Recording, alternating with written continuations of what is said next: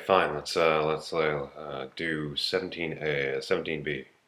Now this one is hard, and I apologize for doing this.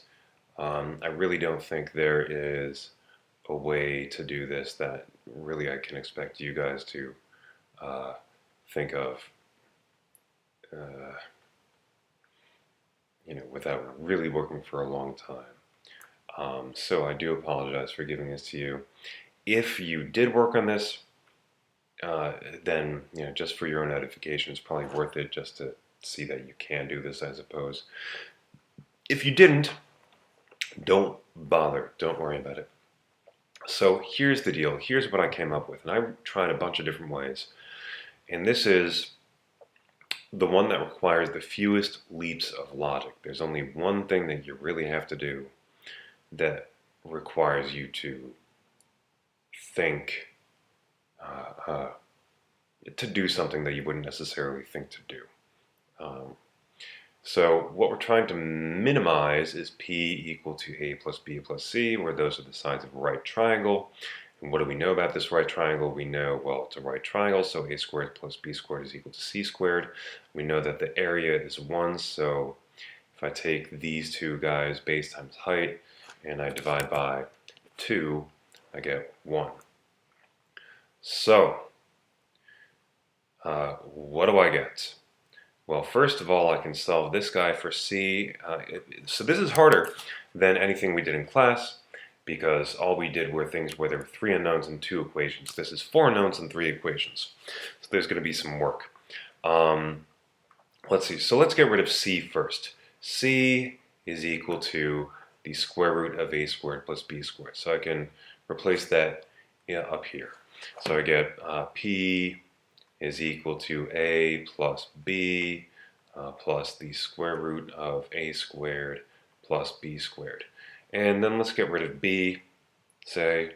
So B is equal to, you can solve it and get is 2 over A. Divide both sides by A, multiply both sides by 2, you get 2 over A. So at the end of the day, P is equal to A plus 2 over A plus the square root of A squared plus B squared ends up being 4 over A squared.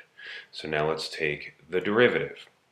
The derivative of this expression, I'm going to do it a little quickly. It's not a bad exercise for you to do this, but what you get is 1 minus 2 over A squared plus 2A. No, actually, when you do some sort of cancellation, you get A minus 4 over A cubed times, actually divided by the square root of A squared plus 4 over A squared. Now here is where you have to sort of make a leap of logic, and we set this equal to 0. Let's think about what we know about A. A is the side of a right triangle. For the area to be equal to 1, A has to be greater than 0. It's impossible for A to be equal to 0. So we know A is greater than 0, but A could possibly be as big as it wants to be, because if B is really close to 0, then A and C, A has to be pretty big for the area to be equal to 1. So the domain on is just from 0 to infinity. That's really the best that we can say here. Okay, so here's the leap of logic. You can actually factor out 1 minus 2 over A squared from this expression. Here's one part where it factors out, but it also factors out from this term over here. In fact, from this piece right here. It factors out from here, 1 minus 2 over A squared. How? Well, let me rewrite the derivative. I'm going to clear this all, rewrite the derivative, and show you.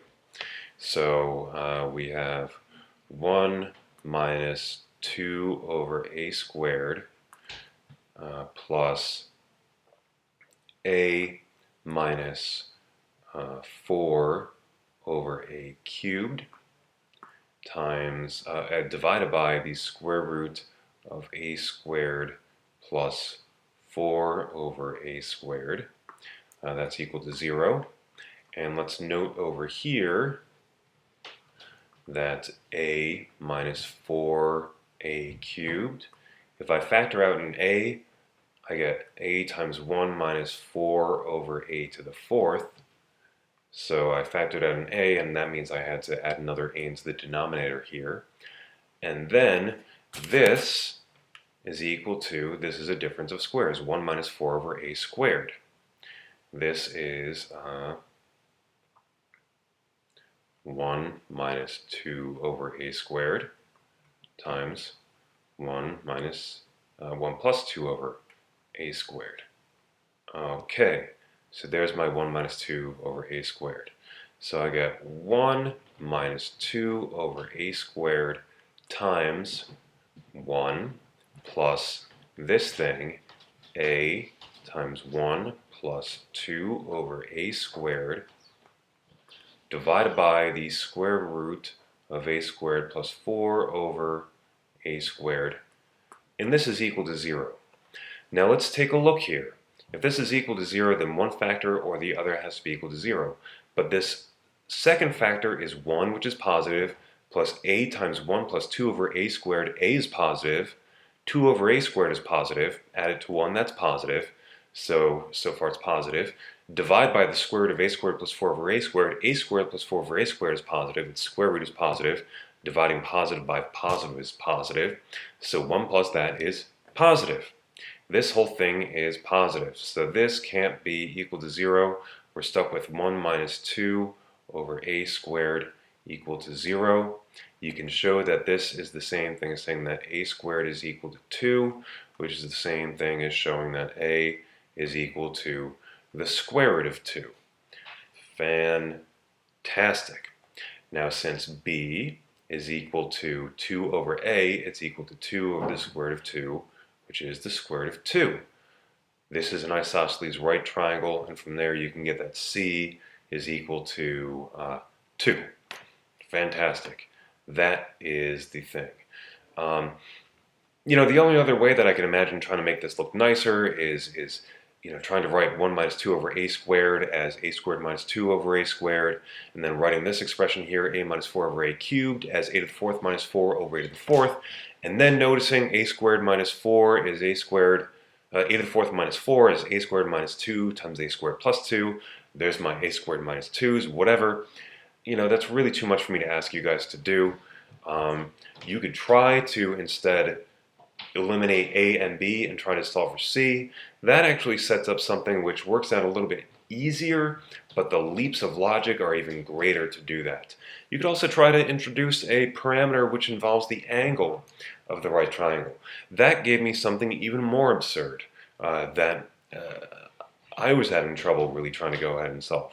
So in any case, this I believe is the most straightforward way of solving it.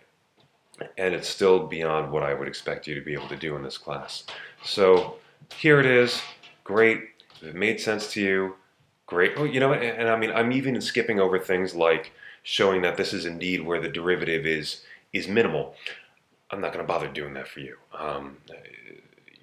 You go ahead and do it if you want to. Plugging in, or this is where the function is actually minimal. Plug in 1 and find out that it's actually negative. Plug in 2 and it's positive, whatever. If you really want to do that, great, go ahead and do it. I'm not going to do it here, okay? Actually, I guess it's not too hard to do, but whatever. I'm not going to do it. Here's the answer.